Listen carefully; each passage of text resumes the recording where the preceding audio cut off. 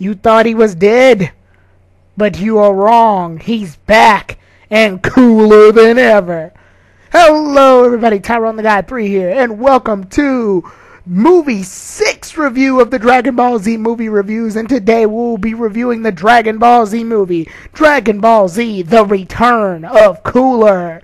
Yes, we'll be tackling one of the reoccurring villains, one of the only two reoccurring villains from a movie. Now, I praised Cooler's Revenge for being a really great movie and showing in-depth into Cooler's character. So you would think naturally I'd be really happy that he was brought back. So is this an awesome movie and even better than Cooler's Revenge?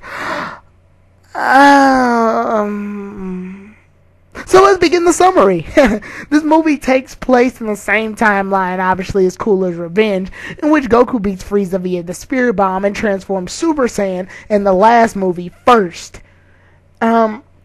This movie takes place literally right after. Like, not right after. Some time has passed and some actual, main series events have happened since then. Long story short, the planet, Goku beat Frieza via the Spirit Bomb, so Planet Namek wasn't destroyed. However, its population and its overall just land has taken a real big beating thanks to Frieza. So, Goku and the others have reborn everyone else back to life using the Dragon Balls. And, because of that, they were brought back all the Namekians and whatnot. And they also decided to migrate them to a new planet. And along the way, Goku learns the instant transmission, which is weird because they never show any of this or him being in Planet Yardrat in this timeline. But we just have to take the movie's word for it that Goku knows instant transmission now. Now, with all the Namekians that were brought back to life, this includes Vegeta as well. So, yeah. The movie starts off with Dende wishing that Goku and the others can go in and, stop whatever's going on Planet Namek, because something weird's happening on Planet Namek right now. So Goku, Piccolo, Gohan, Krillin, Oolong, Master Roshi, and Yajirobe all set a course for New Namek. And while they're doing this, Goku and the while they're doing this, some other things that pass. Since Dende is now the guardian of planet Earth, that means that Kami has decided to fuse with Piccolo. So that's what ended up happening. Kami and Piccolo have now been our fusion, and they are now one. So Piccolo's actually the strongest in this movie, to be quite honest. It's just the movie never compliments on it because Piccolo's at Super Namek strength now, which is far stronger than a regular Super Saiyan. So with that said, they head off to New Namek, and they even joke about this too. It's like Krillin mocks Piccolo for his Super Namek status by Goku offering Piccolo something to eat, and Krillin's like, Piccolo, he doesn't eat, and he's like, his ego's already full. I'm a Super Namek. And then everybody just comically laughs. So then what ends up happening is that they see New Namek and they notice that something weird is going on it. It appears that New Namek is being engulfed with this giant blob of gray machine-like matter. And they don't know exactly what it is. So they decide to go ahead and hurry up and land on the planet and see what's going on. When they land on the planet, they see that a lot of the Namekians are being enslaved by these robot guards. And Gohan manages to save one of them. And Goku and the others basically go tell them to leave the planet, and or else they're going to use, force. And basically the robots don't respond at all, but Cooler comes out and tells them, well, they can't speak. What did you expect them to say? So, yeah, Cooler's back, only this time he looks completely different. His entire body is encoded in metal. And Goku immediately recognizes him as being Cooler this time, instead of confusing him for, Frieza or something. So, yeah.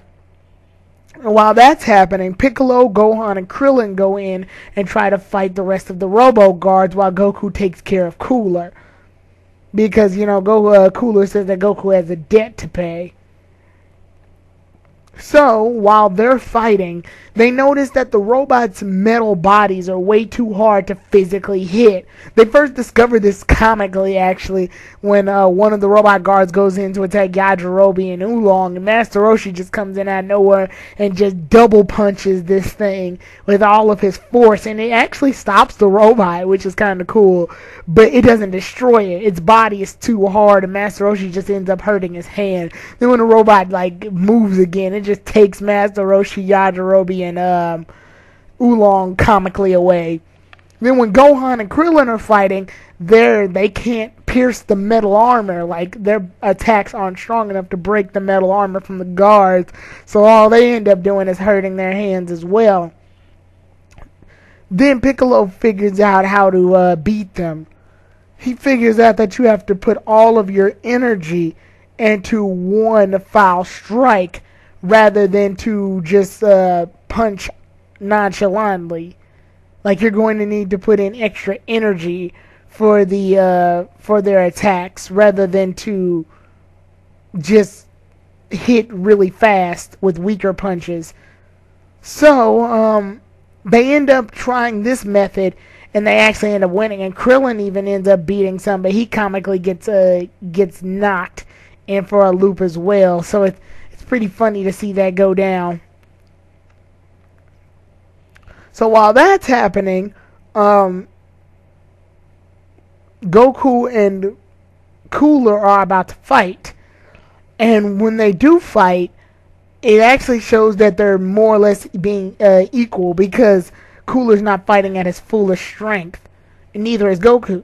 So what ends up happening, Cooler launches a supernova or death ball at Goku, and Goku manages to escape that in time using the instant transmission that he learned off screen.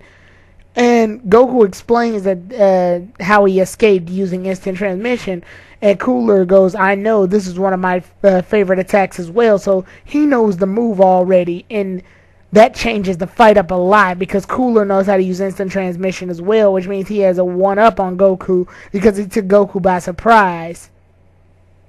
So yeah, when this ends up happening, Goku is more or less losing the fight now because of this. And when Cooler finally ends up catching up Goku in like this, before that, however, Goku does end up breaking Cooler's body, because he found a way to come in and break half of Cooler's body via the arm and the half of the head. So when he does that, he's thinking, okay, I did enough damage to beat him this time. Unfortunately, the Big Getty star, the middle star that's in charge of this entire blob that's taking over Planet Namek, is watching over the entire fight, and basically all over Planet Namek. And it sees, that the Meta Cooler has been damaged, and instantly repairs the damages, and even goes as far as to analyze how the damage was done to make sure it doesn't happen again. So with that said, with all of that analyzed and broken down, the Cooler comes back, and it's with the instant transmission and regeneration abilities, it takes Goku so off guard that he ends up getting choked by Cooler, and it seems like he's about to lose, like he's about to get choked to death. However, Vegeta busts in and saves Goku at last minute via kick in the face. And take note of this kick in the face. It looks just like the kick in the face that Vegeta did on Android 19 in the Androids saga. So yeah, it's a fun little note. Anyway, also, kudos to Vegeta, because this is his first movie appearance. He got brought, like I said, he got brought back to life along with all of the people that Frieza killed on Planet Namek. So, yeah. Anyway, Vegeta comes in, and Vegeta has been training enough to where he can turn Super Saiyan. So this is Vegeta's first appearance as a Super Saiyan as well. So Cooler is noted that there's 2 Super Saiyans now instead of just one. Vegeta, however, is at a disadvantage, even though he has about the same strength as Goku. he's at a disadvantage because Cooler and Goku can both use instant transmission. So Vegeta is just more or less getting more angry as the fight goes on because he can't really do much in the fight. Later on, however, Vegeta charges in and tries to attack Cooler, and Goku is like, we have to work together, and Vegeta is basically stating, like, you don't tell me what to do, screw you, Kakarot. But then the two eventually end up charging in and attacking Cooler at the same time, and end up breaking the upper half of Cooler's body. Then once they do that, Goku and Vegeta manage to blast fire energy volleys at Cooler's remnants, and while they're doing that, Cooler's body is breaking up and breaking apart, and they finally destroy all of the metal pieces so Cooler can no longer regenerate. Meanwhile, back at the when Gohan and Krillin have been taken away and have been held prisoner, as well as Yajirobe, Master Roshi, and all the others, Piccolo's still fighting the rest of the armored robots, and Gohan and the others are in a little comic scene where this small little robot is like, we'll begin chopping you all up. And everybody's just like scared, like, no, we don't want to get chopped up. And he's like, don't worry, we don't want to hurt you. We only want the energy stored in your bodies to power up the Big Getty Star. So in order to obtain it, we'll begin chopping you up. And everybody's just scared, and Yajirobe's like, screw you, you ain't chopping shit, and punches the robot, and it doesn't do anything to him. So he's like, good, you seem to be the spirited one, we'll start with you. And then they just drag him away, and everybody's like trying to get him back, and it's hilarious. It's probably one of the most funniest Dragon Ball Z movie scenes I've seen in a while, actually. Even to this day, I still just laugh at it. Meanwhile, back at the fight, oh, Piccolo's whooping a lot of the armored robots. Like I said, he's the strongest at this point. So, yeah, because he's a super Namek, but he's not involved in the main plot of the movie right now. Meanwhile, Goku and Vegeta are so tired from killing that one Metacooler that they end up turning back to normal state. I said one Metacooler because when they wake up, they realize there's 1,000 of them. Yeah, because the Big Getty Star basically found out the flaw in Metacooler, and why he got destroyed was because there was one of them. So the machine says, fuck it, we'll make 1,000. And yeah, so Goku and Vegeta are just like, fuck, what are we gonna do? So they end up charging in, and Goku and Vegeta basically power up to the max, use all of the power they have, and blow up about probably 20 of them, but the other 980 are still engulfing them, and it's terrible.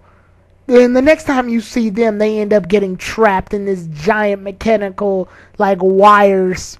Yeah, they're in prison like this giant mechanical wire-like thing. And meanwhile, we cut to Yajirobe about to get cut up. And what ends up... Oh, no, that scene doesn't officially happen yet. Anyway, Piccolo goes to search for Gohan inside of the Big Getty Star because he knows that this is the source of where all the armored robots and Metacoolers are coming from.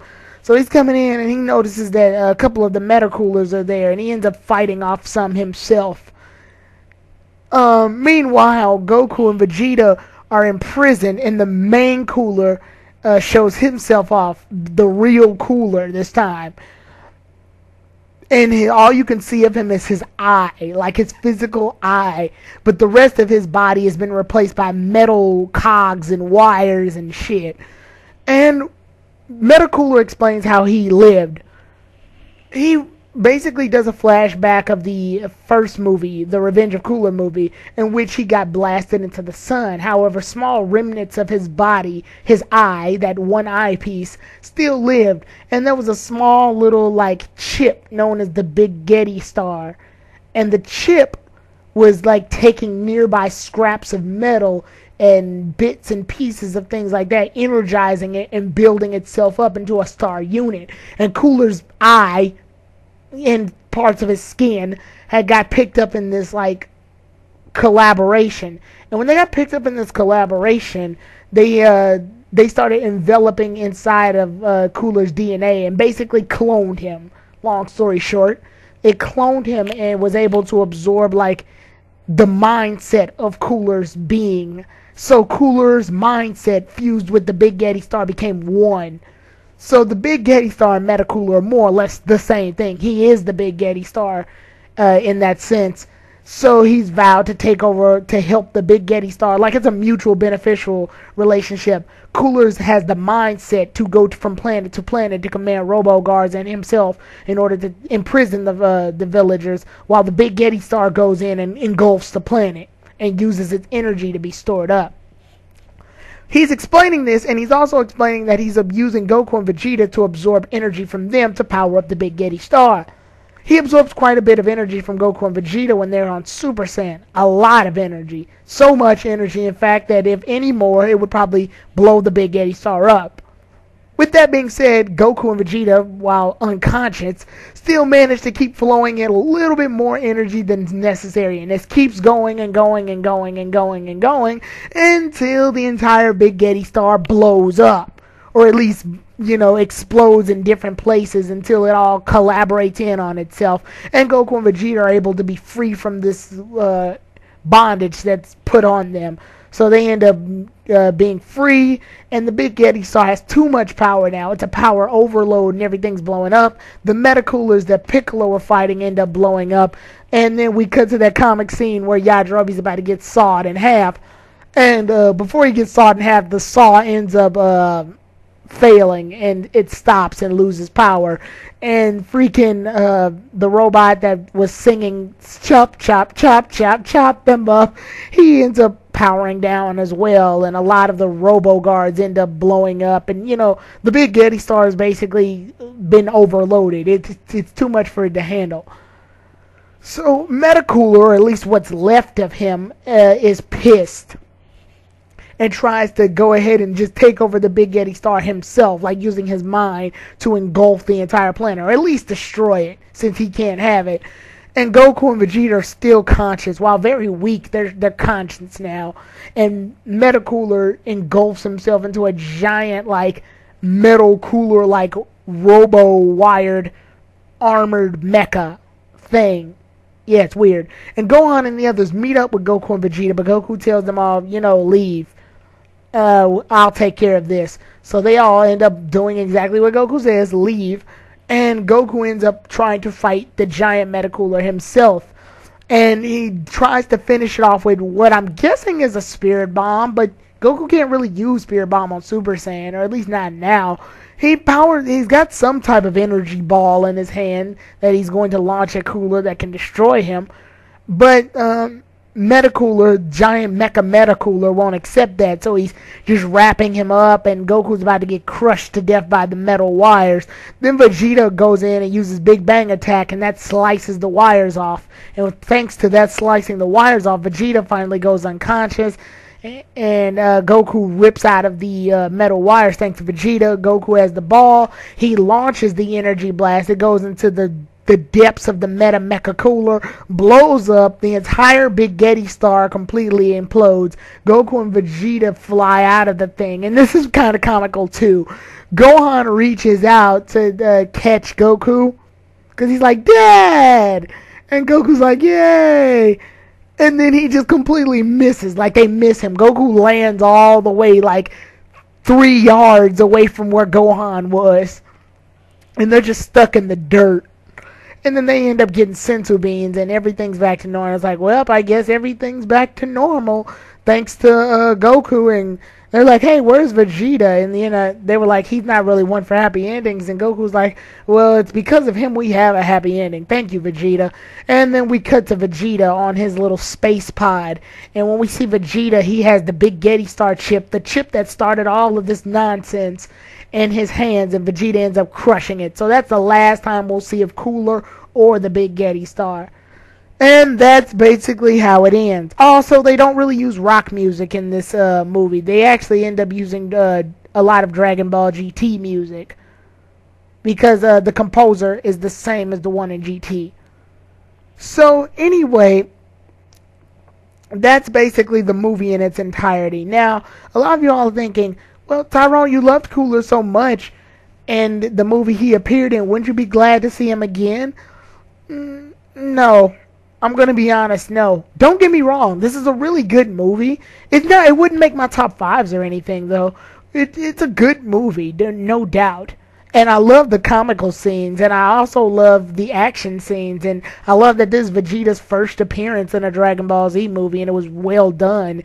It's just, they didn't need to bring Cooler back. Cooler had made himself an established villain in his movie. So to make him have another movie was like kind of unnecessary. And it's fun to note, though, that Cooler follows the same trend as Frieza, whereas when Frieza died, he got brought back. Well, he didn't die. When Frieza was close to death, he got brought back as a mecha.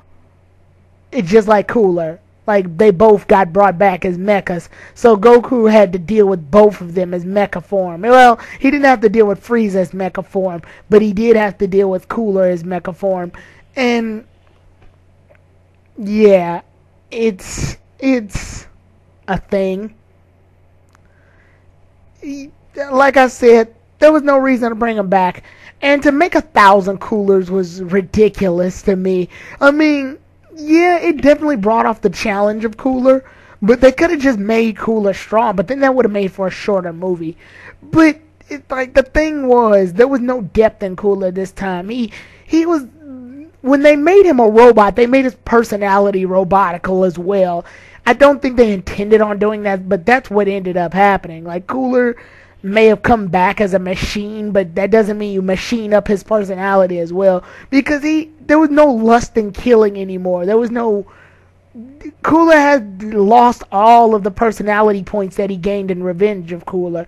I mean, he's still the same Cooler, but he didn't do any of the things that he did in the last movie in terms of like cruelness or arrogance or things like that. We only got to see more of that Cooler when towards the end of the movie, when you see like his sort of 2% ass living being half.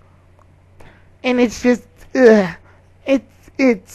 he's barely himself. It's like they're fighting generic machine number one. And it's very offsetting to me. Like, in the Android saga, in the androids and stuff, the androids showed to have one personality and one personality only, but at least they had personalities. And like, their one programming to kill Goku was put in by Dr. Gero, so I can excuse them having, like, I can excuse Android 16 for being kind of boring and only wanting to kill Goku. And his character becomes a lot better towards the Cell Saga anyway. But this movie took Cooler, an already well-developed villain, and just watered him down because they brought him back, so they didn't know what to do with him as well. And to make him a machine was too similar to what they did with Frieza. So it's like, I would like to note also that in this continuity, Vegeta's the second to turn Super Saiyan, and because Future Trunks didn't travel through time in this one to warn Goku about the androids, he did that after this movie took place, which will be revealed in the next movie I review, which is movie 7. Movie 7 is Super Android 13. So we finally get into the androids movies. So that's gonna be cool. But other than that, I think this is definitely, I guess I would recommend this movie to somebody who wants to see like Dragon Ball Z's like Super Saiyan aspects, because there was no theme in this movie either, and that's what I don't like. There was no real like theming. It was Cooler came back metal this time. Yeah. That's all it was. That's one thing I really don't like about reoccurring villain. Like, not reoccurring movie villains to me, which there's only 2 of them. I have an issue with coming back because when they come back, they're less of what they were in the movie showing them. Like Revenge of Cooler and Legendary Super Saiyan Broly show them at the peak of their personalities and how they are. Movies that sequel them lose quality to me, because Cooler wasn't really impressive in this movie to me.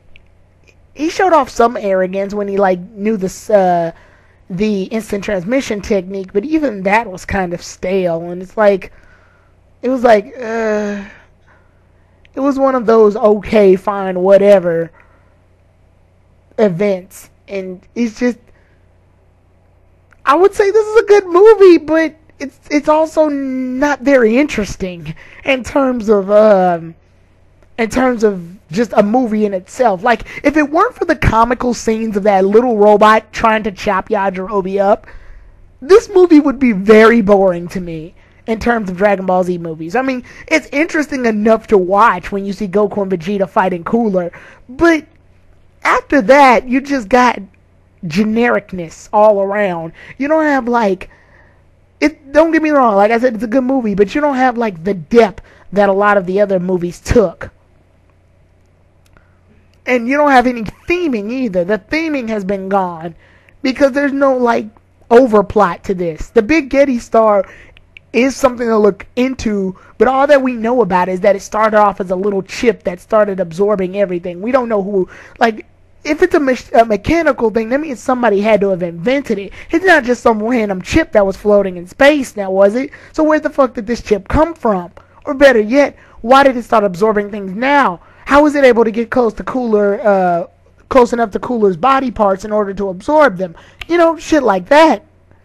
And whoever invented the Big Getty Star, they must have a history of inventing more, or at least something equal to it. Did somebody else destroy the Big Getty Star but forget to destroy the chip? That's why Vegeta destroyed the chip, to make sure it wouldn't come back. See, it's questions like that that we don't get any elaboration on. We don't know anything about this.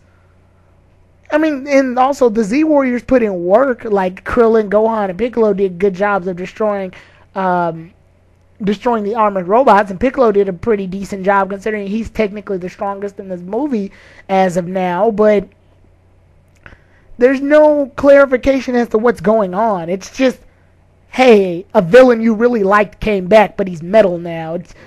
It wasn't really, it didn't really seem like anything that caught my attention too much. But with that said, it's good for a watch. I won't say it's bad.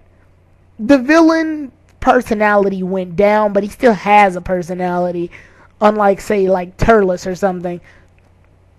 But whatever. It's okay. Give it a watch. But I've seen this movie a lot too. I've seen this movie so many times because my history with this movie is pretty good. My dad bought it for me as a birthday gift a long time ago. So I've been seeing this movie repeatedly. I see all of the Dragon Ball Z movies repeatedly. There's not one Dragon Ball Z movie that has come out that I've only seen like once. So with that said, yeah, the next movie I'll be doing a review of is Super Android 13, and this is a good movie too, but yeah, it's a good movie too, but I'll explain more about it when, you know, it's time for the review. So I will see you all then, everybody. Have a good day or night or whatever have you. Tyrone the God 3 out.